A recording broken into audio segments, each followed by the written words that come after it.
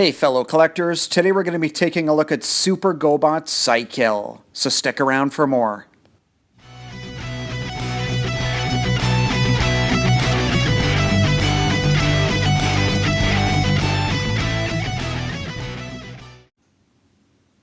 Hey guys, I'm here from Transformers and Video Games, and welcome back to the channel.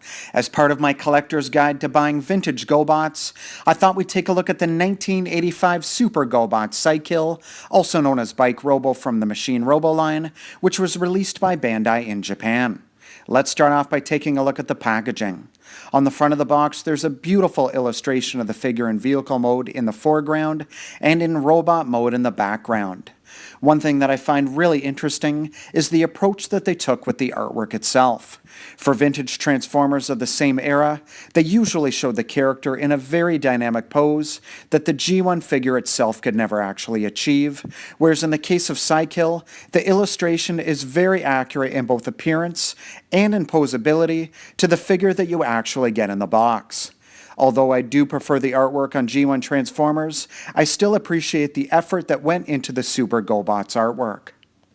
And now we'll go ahead and take a look at the side of the box. Here they've included a little advertisement for the GoBots Command Center, as well as a handful of other GoBots. Now here's a great opportunity to test your memory. Why not go ahead and pause the video to see how many of these figures you can name in this picture before I do. Let me know how you do in the comments. Starting from top to bottom in the Command Center, we have Tank, which converts into a blue tank, Pumper, which becomes a red fire truck, and Spacey, which converts into a white space shuttle.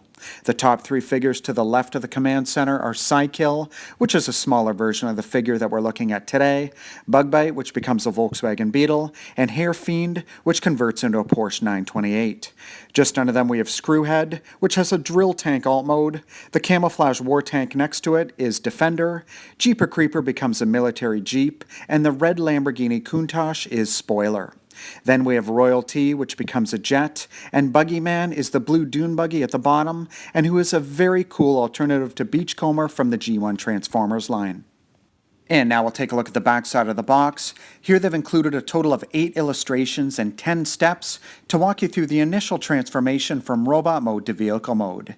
Given that these were larger figures sold at a higher price point back in the day, it would have been nice to see a separate instruction booklet included inside the box, but I'm sure that's just the collector in me saying that. If I had this figure when it came out back in the 80s, I probably wouldn't have cared either way.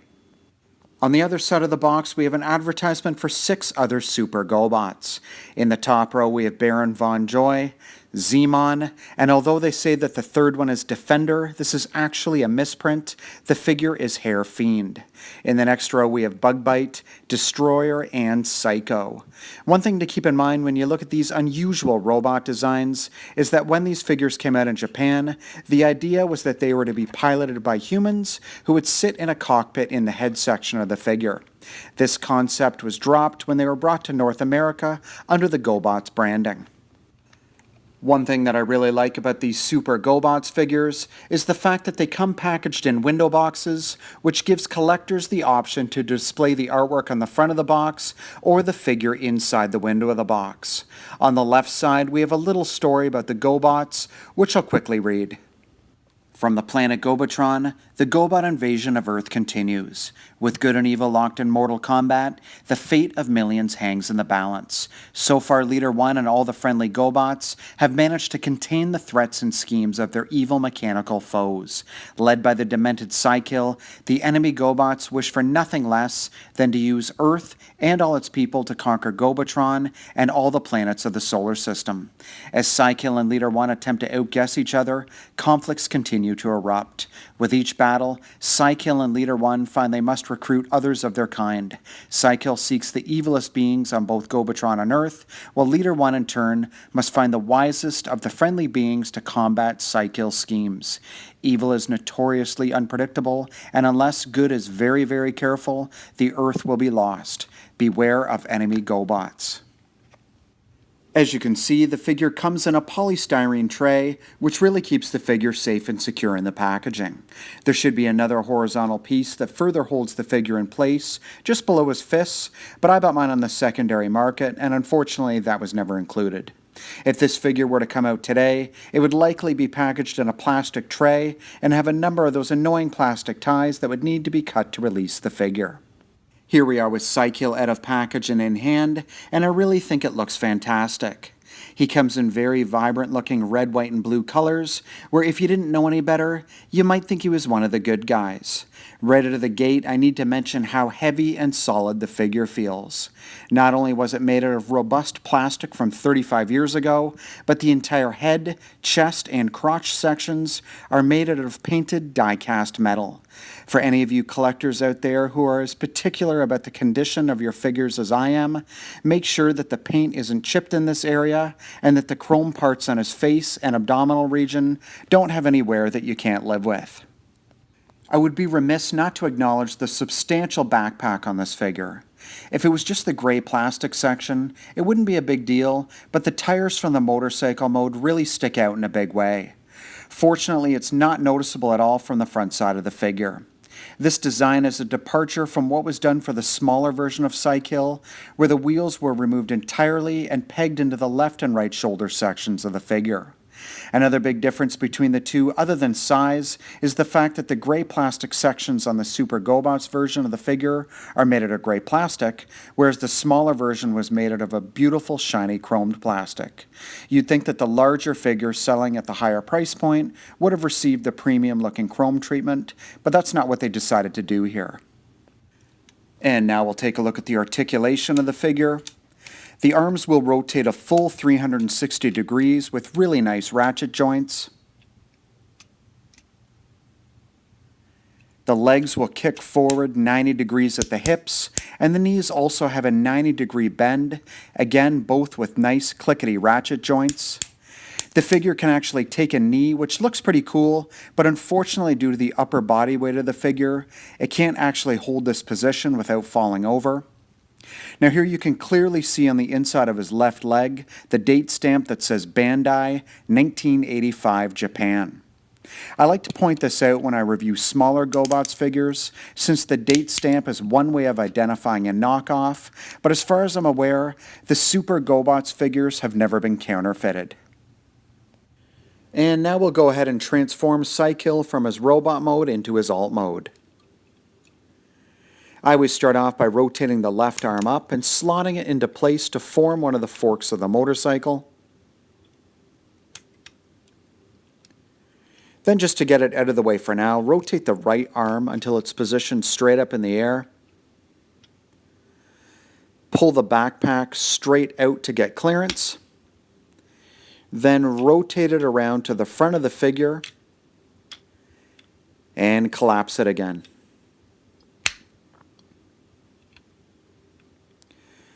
Position the front wheel in place and peg it into the left fork of the motorcycle.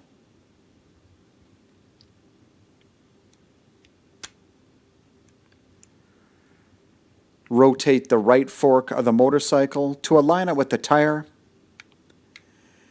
and then peg it in place.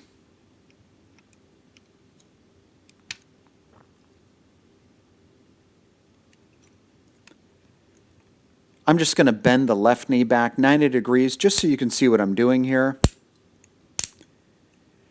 Bend the right knee back 90 degrees and the leg forward 90 degrees at the hip.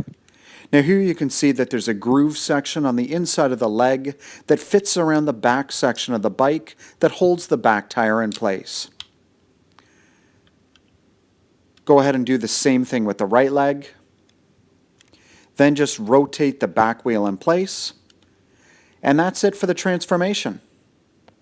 Here we are with the figure in alt mode, and despite the proportions being a little bit off, I really think that they did a nice job on it. Having said that, the motorcycle mode would have looked so much better if they'd used chromed silver plastic on the front forks, the engine block, and on the exhaust pipes, but it still looks nice enough with the gray plastic that they used. One positive thing to note about their use of gray plastic parts is that here we are 35 years later, and they look more or less the same, whereas figures that used chrome plastic, like the smaller version of Cy-Kill, don't always stand the test of time. If not wiped away, the oil from our skin actually slowly degrades the plastic chrome finish over time, leaving blemishes or stripping the chrome finish away entirely. As you can see, there's a good amount of molded details on the sides and on the back of the motorcycle, including these vents, some holes on the inside of the exhaust pipes for added realism, and you can see the suspension and molded detail on the engine block. Unfortunately, I don't know all the technical terms for these parts, since the closest I've ever come to sitting on an actual motorcycle is one that was attached to a video game cabinet in an arcade. I love the orange translucent plastic parts that they used for the front headlights and on the windscreen. I think that the color that they used really pops, and it helps add to the realism of this mode. The tires roll really nicely, and they're made out of rubber, which is something that we seldom see on modern official figures nowadays. Maybe somebody could let me know in the comments if third-party companies generally use rubber tires on their vehicles. In this case, the use of chromed plastic on the rims was a really nice touch. The underside of the figure is surprisingly clean. You don't see any distinct robot parts, and even the robot face is nicely concealed by the front tire. Out of the two modes, I personally think that the robot mode is more successful, and it's generally the mode that I display my figure in, but having said that, the motorcycle mode is still really solid, and in my opinion, a stronger motorcycle alt mode than the one that was used for Wreck-Gar in the G1 Transformers line. Don't get me wrong, Wreck-Gar is still a really cool figure, but I just feel like the proportions on Cy-Kill are better overall, but let me know in the comments if you agree or disagree. If you disagree, let me know why you think Wreck-Gar's motorcycle mode is better. Alright guys, here we are with the figure back in robot mode, and I think I'm going to leave it at that for today.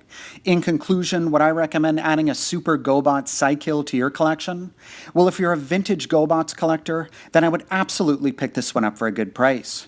Speaking of the price, if you're interested in picking up a boxed specimen, I'd be prepared to spend an extra $40 above the cost of a loose one.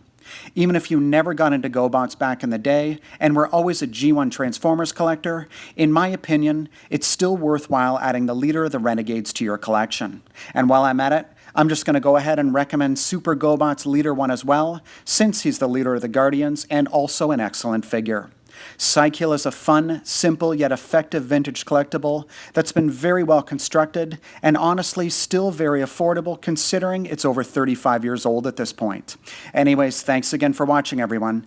Take care.